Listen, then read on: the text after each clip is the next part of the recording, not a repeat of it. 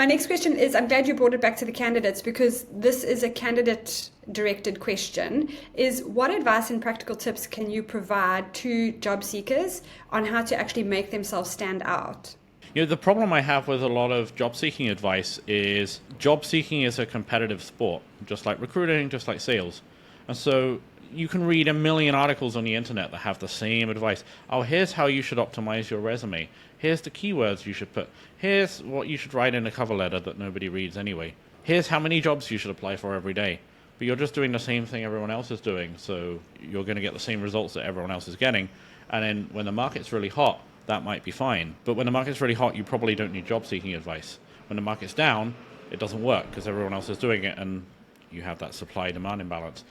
So long story short, for me, being successful in that is about completely circumventing the process that everyone else is following. Applying for the job is the worst way to get a job.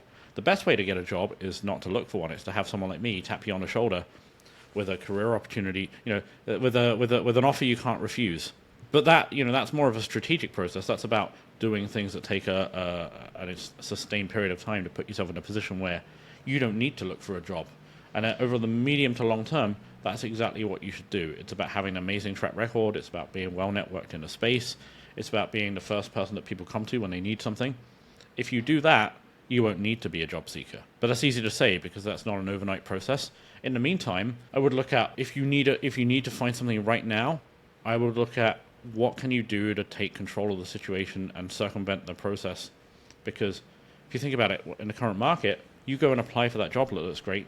Even if you tick every box, there'll be 500 other applicants. How can you possibly stand out? I mean, the odds are just against you.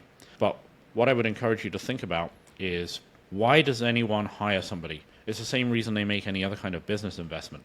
There's a process they have to go through where they have a problem, they realize they have that problem, then the problem becomes painful enough that they actually take steps to solve the problem, and then they decide they're going to solve that problem through the means of actually hiring a person. Now, then once they've done that, then they put the advert out. Actually, sometimes they don't even do that because most jobs don't even get advertised in the first place. But let's say they put the advert out. Then they get this flood of people. But if you're able to engineer a conversation with that person at any time between them realizing they have the problem but before they start hiring for it, isn't that an interesting scenario? Because then, if you get in at the right time, right place, it's a much higher odds situation for you because the decision they have is not which of these 500 people should we hire? It's, do we hire Dave or do we not hire Dave? It's a binary choice. You're much more likely to win that competition. So that's the way I would look at it.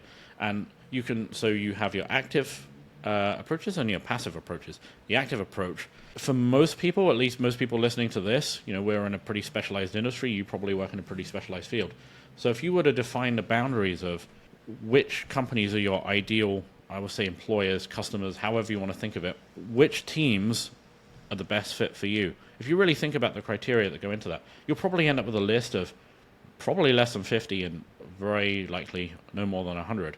It's a very manageable group of people. If you identify who those people are within those organizations that could actually hire you, you can create an outreach campaign. You can send some messages on LinkedIn. If you want to really go crazy about it, you can get some software, you can send cold emails, you can pick up the phone. And people in crypto are generally willing to connect. So if you've done your research and you come with a good value proposition, you can say, hey, Mr. Manager, I do A, B, and C. I'm hypothesizing you're struggling with X, Y, and Z right now. Maybe we could have a chat. A lot of people will say yes. And then you have the opportunity to unlock access to those opportunities that are otherwise hidden. And in the background, if you're getting on Twitter or Farcaster now, you're getting on LinkedIn, you're posting good stuff, you're engaging with people, that doesn't work overnight, but over a period of, say, 3 to 6 months, if you're posting good things and interacting with the right people who could employ you and they're getting to know you, and you're doing this proactive work in the background, I'd say the chance of something not working out for you is very low, actually. It's just most people go to the obvious thing, oh, I need to apply for the job. Best way to get the job is to circumvent that process entirely and insert yourself around a back door, and that is how you do that. It's very similar to what we talk about in marketing about lead generation versus demand generation. And that of your customer base, if you have 100 people, only 4 of them are probably interested in buying right now. And it's about creating the demand over time so that when they are ready to buy, that you become top of mind. Exactly right. There's a trust barrier that has to be overcome. And if you've already built the trust in advance, the rest of the process goes so much more smoothly. It's a bit like how, if you look at how people move roles, what's typical is if someone's going to take on a bigger role, say they go from being an IC to management, they'll usually do that internally at a team. They'll start as an IC and they'll go on to do other things while they're there. It's very difficult to move from one team as an IC to another team as a manager if you've never been a manager before. Happens more in crypto than in other industries because, everything's growing so quickly, but it's still relatively rare.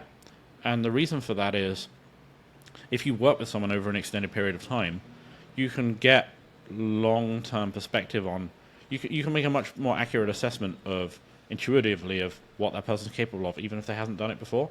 But you meet someone in an interview and interview them for 2 hours, how can you know if they're capable of taking that next step up? It's much more difficult. It's not impossible, but it's the same principle. People get to know you through your interacting with you on LinkedIn and Twitter for 6 months. They're going to have a much better idea of what you're capable of, so you can shortcut a lot of the hoops that other people have to jump through.